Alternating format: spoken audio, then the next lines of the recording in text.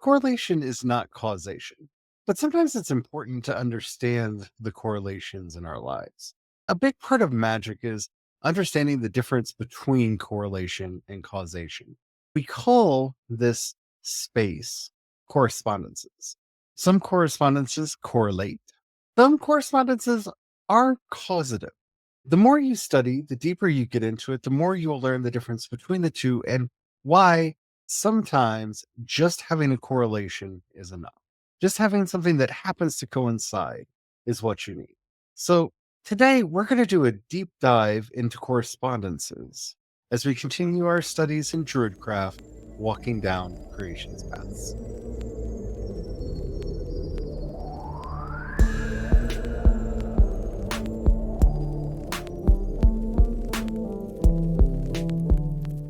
Hello, everyone. My name is Charlie. I am a Christo-pagan druid and priest of Brigid.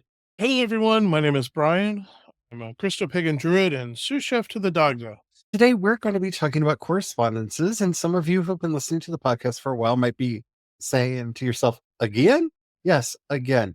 This is a topic that runs really, really deep, and there's a lot of misinformation out there about correspondences and what they are and how they're actually used in magical practice. I have a feeling that this is probably a topic we're going to come back to at least every year, if not more often, depending on if a big wave of misinformation goes out about it, and we feel like we need to do it early. So, what is a correspondence? Correspondences are everything from what we talked about with the symbolism of the solar cycle, the lunar cycle.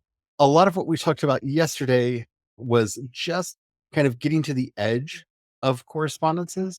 This is where we start attributing colors to various magical powers.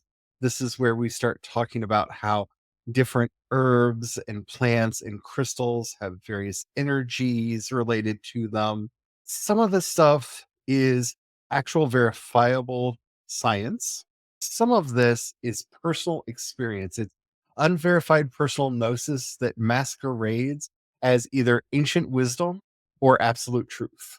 And learning to see between the lines and all of that will help you so much just navigate your daily life as well as your magical practice. But before we get into all that, if you haven't already, don't forget to like, subscribe, follow, whatever the terminology happens to be on whatever app you're listening to us on. We do 5 original Christo-pagan and Druid episodes Monday through Friday, and you don't want to miss anything. We got a lot of stuff coming up, especially as we're continuing through our Druidcraft 101 series. All right, let's get into it. Correspondences are anything and everything where you're basically linking two things via a metaphor or via some conduit of power. A correspondence can be everything from as literal as when I plug a charger in, energy flows down the cable, to as metaphorical as the winter solstice sun reminds us of the death and rebirth of the cosmos, of ourselves, of our death to ego, of our rebirth and regeneration that happens constantly. One of those is super metaphorical, and the other is quite literal, but they both correspond to the action that you're taking. Jokingly, I like to think of it as the magical ingredient list. A lot of times, yeah. A lot of times they are, but it does go beyond that. Say, for instance, if you have a lucky shirt, you've created a personal correspondence with that shirt and luck in whatever you're wearing it to get luck or in or with. Yeah, sports fans do that all the time, where they have a lot of these magical correspondences. They can become superstitions if we're not careful. I think about that particularly with sports fans that always have to have the specific hat or specific kind of dip where the team will lose or something. You see that a lot in sports fandom. That is a mode of magical thinking. But a lot of the correspondences that we're going to be talking with here really need to have a lot more personal resonance. Like we were talking about yesterday with aligning ourselves to nature and how you may react differently to the seasons, to the cycles of the sun, to the moon, to just various times of the year, day, month, what have you. This is where you need to be very, very suspicious of any of these correspondences as far as this fruit, this herb, this stone, this crystal means this. because all of that began as unverified personal gnosis. And it's frustrating to me that this phrase gets thrown around a lot these days, but we don't apply it retroactively. Like somehow, if it's in an old grimoire or if it's in an old magic book, it's not unverified personal gnosis, right? The Lesser Key of Solomon is not unverified personal gnosis; it's a grimoire. My favorite way of challenging that kind of thinking is just going, so you're saying that if I were to have gotten into a time machine, went back 1,000 years, wrote that in a journal, tucked it in a shelf somewhere so it would be found, say, 10 years ago in a private vault and brought out as this grimoire of magic, and you came across it, you'd still believe that as true and not personal gnosis, even though I just went back in time and wrote it down myself? Yeah, I feel this most acutely with Dude, because I'm kind of fascinated with John Dee, and yeah. John Dee and Edward Kelly chronicle their unverified personal gnosis, and we call it Enochian magic, though we completely skip over the Heptarchia, which I find a little bit more fascinating than the Enochian stuff, but that's a whole other series of episodes. Entire schools of magic are built around the Enochian sessions and really weird relationship between John Dee and Edward Kelly. They were writing down their unverified personal gnosis, and and so many people just take it as gospel. Like one, if they were talking to angels, and I tend to believe that in many of the sessions they were, the angels seem to be playing jokes on them at times. The angels really don't seem to be taking them seriously. The angels get mad at them at one point. There's a time where Edward Kelly clearly, as the angels say, maybe you should let Edward Kelly sleep with your wife. And that really doesn't feel like something the angels would say. Like, I know a lot of people don't go all the way back to the actual journals and actually read what happened in these sessions, but these are their collections of unverified personal gnosis. It is our responsibility, if we're going to be practitioners of the arts, to test it. Like we keep pointing to St. Paul's statement, test all things and hold to that which is true. And I think that that's like triply true when it comes to magic, because everything that you're reading in these stories, no matter how old they are, was at some point someone's unverified personal gnosis. And you have no way of knowing if it was the cultural wisdom of the time or if somebody just wrote it down and claimed that it was what everybody in the town or village or culture was doing. We have no way of knowing. Even if it was, that doesn't grant it the air of validity that it is often given in a lot of magical circles. And I think that we need to learn to be more questioning of this for the very simple reason of maybe you don't like the color blue. Maybe you have a very negative association with it. So just because a book tells you if you want to perform this particular ritual, you need blue candles. Well, if you have a negative association with the color blue and you're using blue candles, you're going to carry that negative association into the work. It's going to harm the working that you're trying to do. I hate to be the person who's always like destroying people's treasured illusions, but colors really don't matter. Like you can use nothing but white candles because they're inexpensive and you can get them at Dollar Tree. You can just use white candles. The reason you want to use the multicolored candles for work is simply so that you can invest them with more intentional meaning. That's all that is you're investing intention into them. And so by seeking out the specific colors, that is the magic there. The intention of I'm getting red candles for love, right? I'm getting a black candle for banishing. The intention is what brings magic into that candle, not that it happens to be that color. And this is a place where we very often get the cart before the horse and believe that there's something special about that color or that kind of wood or that kind of leaf. And in some instances, it is right. If you need to cast out the demons using St. John's wort, well, we have the studies. St. John's wort literally helps you with moderate depression. It can actually work as a mood stabilizer.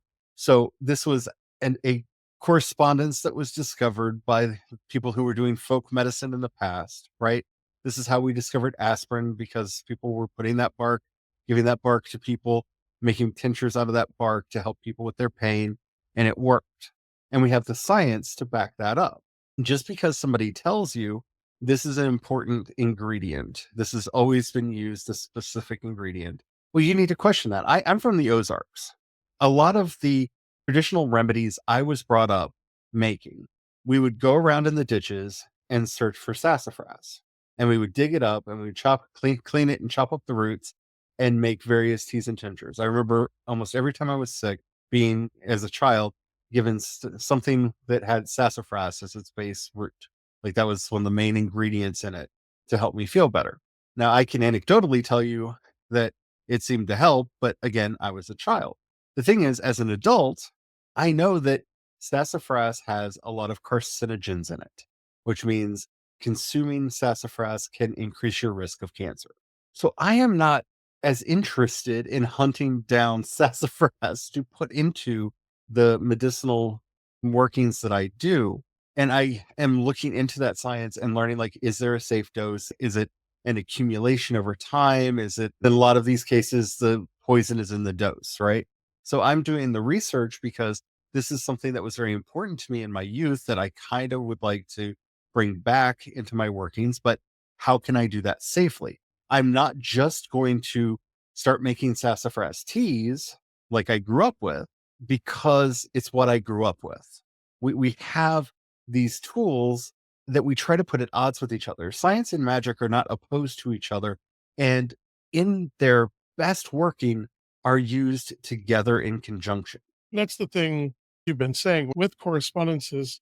When you're questioning it, when you're going through that discernment process on those correspondences, you have to address the question of, is there a herbal medicinal reason behind the correspondence? Because that matters on a level. Is there an intention? Is it supposed to set a certain intention? Because that matters on a different level, especially in relation to yourself. One of the things I always like to warn people about is, for instance, say you want to open up your breathing. You want to do a brew, a magic brew. With mint, we know on an herbal medicinal level, expand the bronchial tubes. It'll allow you to breathe more in. It'll open up your airways some. So it works on that level. So for that correspondence, it has that there. But none of that matters if you have an allergy to mint. If you Right. personally are allergic to mint, that correspondence means nothing to you other than don't do it, because the severity of your allergic reaction to that correspondence is going to negate any benefit and usually make it even worse. It's like with the sassafras. If you're going to give yourself cancer using it, then don't. Like you said, knowing the poison is in the dose. Like there is an herbal tea we do as part of kind of a healing potion that we put together. It's an herbal mix. There's a lot of correspondences in there, a lot of herbal correspondences. Some of them are mild poisons that are intended to raise one's fever to help burn out going on in you. It will stimulate your natural healing by raising your fever, a mild fever, or inducing a mild fever, along with a lot of other effects. We do it with that full knowledge of we are taking a little bit of something that our body are naturally going to produce a Yeah, fever. We know that is the reaction. it helps us to know if we're sick and we're already running a high fever, we know not to take that. 'Cause we're just fueling the fire worse. You're making it Like worse. we Yeah. know, yeah, we know we're making it worse. We know that, yes, this is a magic healing potion that works really, really well. But we also know you have to take it at the beginning when you don't have blazing fever Yeah. yet. It's It, only usable early on. And it works it, great. But it's like the use of golden seal. Golden seal can help mhm, you out a lot when you're doing various healing potions. By the way, this is not medical advice. Do see a doctor. This is mhm, not medical advice. It's just golden seal is found in a lot of magical brews and potions, but it will clear out your lymphatic system.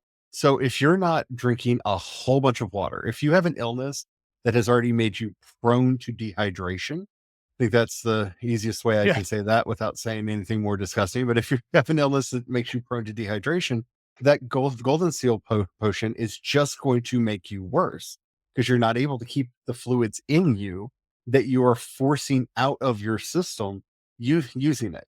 So understanding those things is really important, and not just relying on this herbal guide says that this is a good thing to treat this. We have the science to help us with this and leverage it, use it, use have it. access to that. Beyond that, if I tell you that lavender helps you relax, and again, we have the science for that, and you hate the taste and smell of lavender, it's not going to affect you that way. Maybe oranges relax you. I've known people that like the smell of citrus relaxes you. I can tell you all the correspondences for citrus are not relaxation. I don't think you'll find a book out there that has any of the citruses on a list of here's some things to put into a relaxation potion.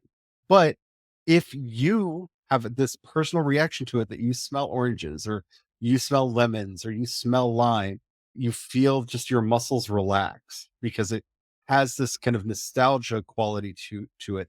It has this sense memory to it of just calm and peace and relaxation.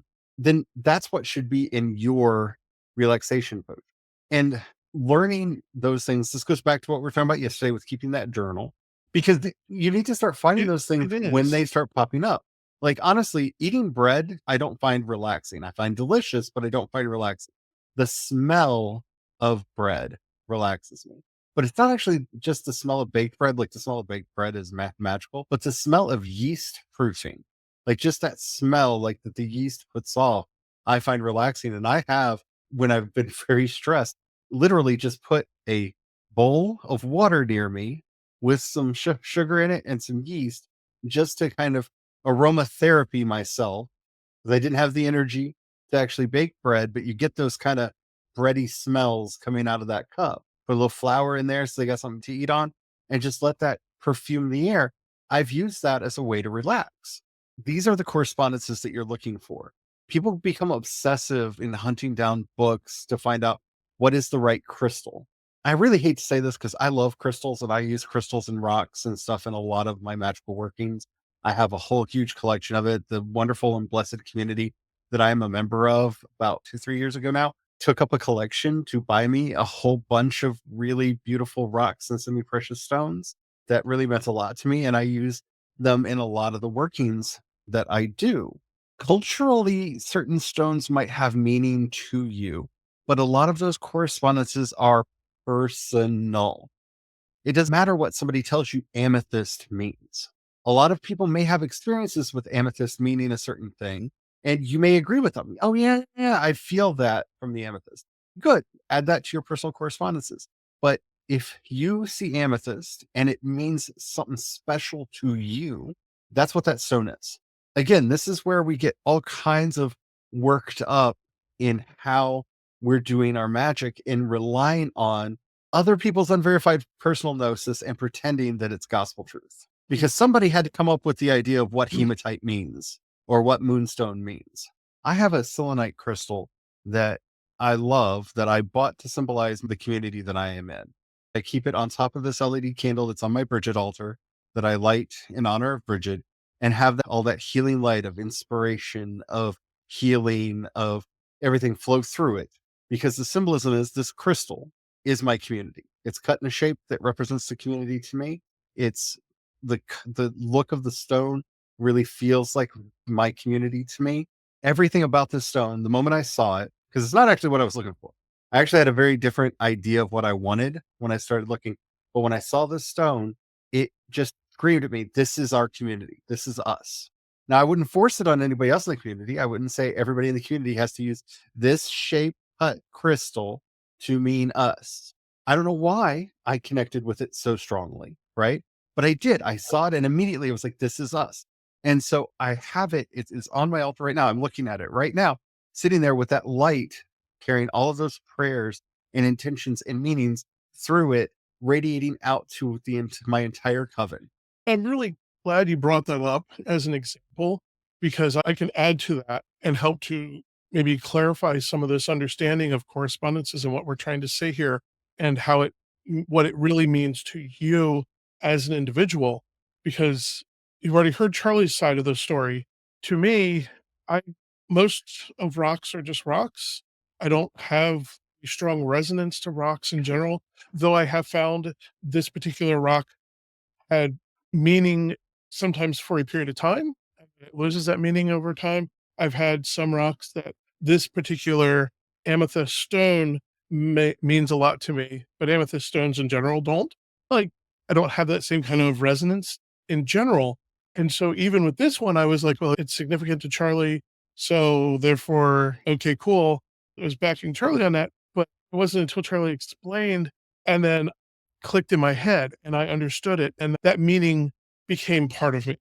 And so there, a correspondence was created in me.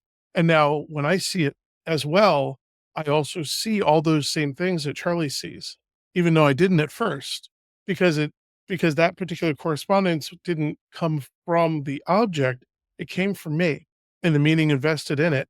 Now the intention that it rises in me every time I see it, it resets my intention back to the meaning that was invested in it. So those correspondences aren't just a one-way street. That other thing about what it really means to you, it's a two-way street. As we already talked about before in this study, when we talked about animism, that is part of that investing meaning into a thing and personalizing it. That is what I have done with that particular stone and with the light and everything. And it doesn't diminish it at all. It's still a No. beautiful correspondence. And if it be written down, and if it were to have been found 100 years from now, or somebody watching this video 100 years from now, one would hope that they would continue the message of what it really means to you and not go, oh, all these stones mean this. Every coven needs one of these to be a coven or something. Like, that's not actually it. I think that's where a lot of this gets started is somebody said it, somebody wrote it down, and then it became more than it was ever intended to be. And look, I'm not here to yuck your yum. If you read a table of correspondences and you're like, yes, that's what they mean, that's great. It's actually a great way to get started. If you don't know what things mean for you, and you're like, I need a stone that means this, because I really do resonate with crystals and stones. Yeah, find a resource that you're happy with, that you like. Find out what stone they say. Go to a nice place that a magic shop or stone shop sells these things. Look at those, but also just look around. Yeah. See if anything else speaks to you and calls to you and says, no, actually, I'm what you've been looking for the whole time. Because it's that investiture of meaning that a lot of magic actually flows from. Because where I think we get really distracted, and again, this goes back to how games use magic, how fiction often uses magic, and the rest. We have this idea that this particular item holds the magic. Like we have to get all the ingredients for the spell or the spell won't work. That's not really true. Like it can be in a way, because if you're just being lazy about it, like, well, I don't feel like going into the kitchen and getting the thing, that can hurt the spell because you're hurting the intention behind the magical working that you're doing. Do you get what I'm saying? Like it's not so much that you didn't put in that particular thing. You just publicly declared it's not worth me investing the energy to get it. So the energy responds accordingly. Okay, well, it's not worth me providing the energy to do the thing that you're wanting to do then. Because that is really a lot of how magic works. Do what works best for you. Find those clicks, those correspondences, the things that just speak to you and use them. Incense is a big one here because I know how I feel when I smell frankincense, myrrh, or rose, because I spent a lot of time in the Catholic Church and it immediately puts me into church. I smell frankincense, especially that blend of kind of frankincense, myrrh, and rose that's used in a lot of Catholic churches. I smell that and I'm there. I'm right there in church. I'm ready to say my rosary. I'm ready to just immediately sense memory gets me there. But when I'm doing my own personal workings, and it's because of how I react to the smell, to the scent, I want to use dragon's blood. And it's not because somebody told me dragon's blood means this or dragon's blood means that, that the smell of dragon's blood incense takes me to a headspace of this is where my power is. This is where I can stand strong. This is where my people are. Like it just connects me in to that energy that I'm looking for. And so to me, is a far more sacred incense because it's what speaks to me. This is going to be that one thing that we don't want in our modern society. It's going to be trial and error. It's going to be having to learn. The thing that is most valuable about learning and teaching magic to others is magic is learning not to expect instant gratification. We very rarely live in a world where you perform a spell and there's a knock on the door with somebody delivering the thing to you. I'm not going to say that can't happen because, you know, anything that doesn't have a zero possibility could happen. I remember a friend of mine just doing a spell before we went out for a night because she didn't have a lot of money and wanted to find money. And as we're getting out of the car to go into the club, she looked down in the gutter and there was $100 bill just sitting in the gutter. I don't know how it got there. I can think of several ways it could have gotten there, but I don't know how it got there. And she reached over, picked it up, and went, Sometimes the magic works. And we went in and had a night, right? Sometimes. But that's not usually how this works. When we talk about magic, we always want to remind people that magic is like casting a buff in a game. It's edging your bets. It's making the outcome that you desire increasingly more likely. But real magic, especially as we continue through Druidcraft, as you will learn, is not just hoping, wishing, and praying. Because hoping, wishing, and praying doesn't get you where you need to go. You don't sit back and pray for a good idea for a book. You work on a good idea for a book while praying for a good idea for a book, right? You don't hope that your next book is going to sell well. You have to, yeah, do your ritual, do your magic, do your working, but you also have to put the book out. You have to write the book. You have to get the book finished. You have to put it out there in the world. You have to do the things too. It's why we say faith without works is dead. Yeah. And even to go off the story you just shared, if she cast that spell hoping to find some money to help with going out that night and then decided to stay home and never went out, never put the work in of going out, that $100 bill would have stayed in the gutter. Somebody else would have found it. She never would have had a fun night out. She actually met Yeah. one of her boyfriends that night that they were together for a good long time and actually had an amicable breakup. Like they realized, no, we're not right for each other, and just went their separate ways. Like it was a really good night for her. But she started out with those intentions and with those energies. And that's the thing. Like you have to bear all that in mind when you're doing your magic. And we're going to talk some about correspondences. We've already talked about them a little bit already, and we're going to talk about them more as we proceed through Druidcraft and just on throughout these ideas of how to do workings. We will probably tell you like this is a good crystal to use, or this is a good tea to brew, or things like that. And all of that needs to be taken with a grain of salt.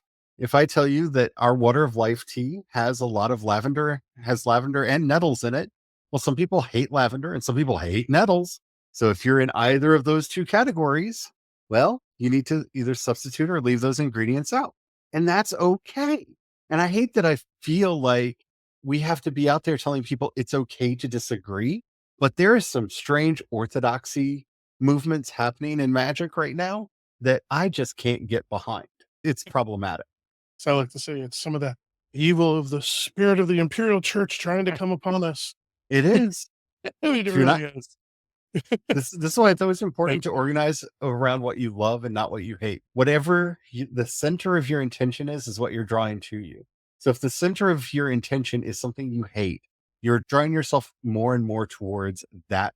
And so if you're just trying to be an anti-authoritarian organization, you are going to tend towards a high control group. Just saying. If you intend to be free spirited, you will tend towards being free spirited. Like you will gravitate towards whatever you put in as your center of gravity. That might be the most important correspondence to know out of all the ones that we could be talking about. I hope that this has been helpful. I know it feels like we talk about this a lot, but there's so much out there when I see people, because I'm active of WitchTube and these places, and I don't comment a lot, but I'm watching a lot of this content. And every now and then when I see somebody, oh no, you have to use. No, you don't. You don't. You really don't. Now, there may be certain methodologies that you have to follow because remember, magic is a spiritual technology. So it's like trying to start a car without a key or a key fob, right? Trying to start a car without having the spark plug in it. There's certain things that may be required for the methodology. They're generally never as specific as, well, if you're not burning frankincense, nothing will happen. Because you know what? Some people have asthma and they're not going to burn anything. Also, LED candles are wonderful things nowadays.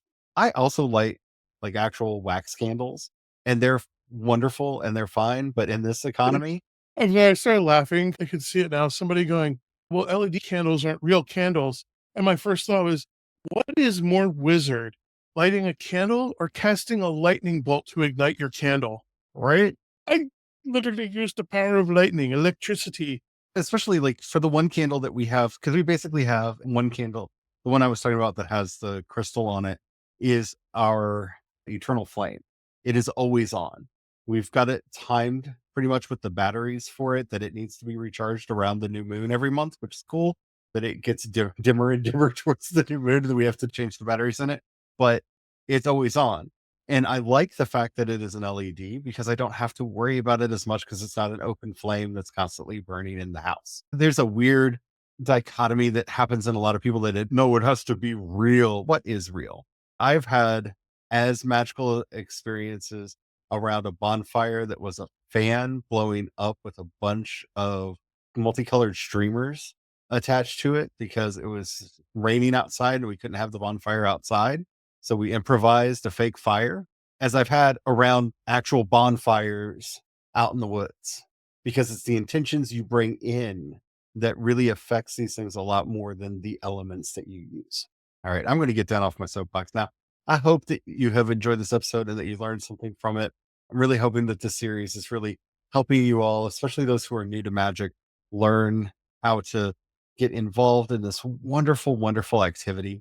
And also for those of you who have practiced magic for a while, I hope you're seeing a lot of your own experiences in what we're talking about, and also developing a good common vocabulary that we can use when we're talking to each other about our magical practices.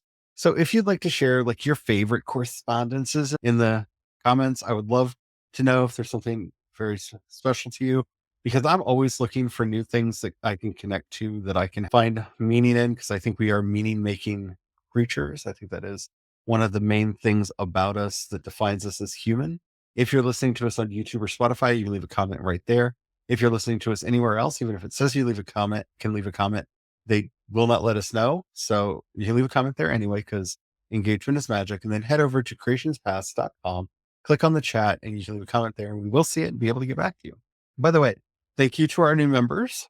We offer memberships over there, monthly and annual. Thank you to our new members. I'm not saying people's names because we keep reading to put in there to ask permission to say people's names on the podcast. And I need to do that because I want to shout from the rooftop. But thank you. Thank you so much for our newest annual member. You really do mean the world to us. You help us keep the lights on, keep a roof over our head, and keep food on our table. Helps us out a lot.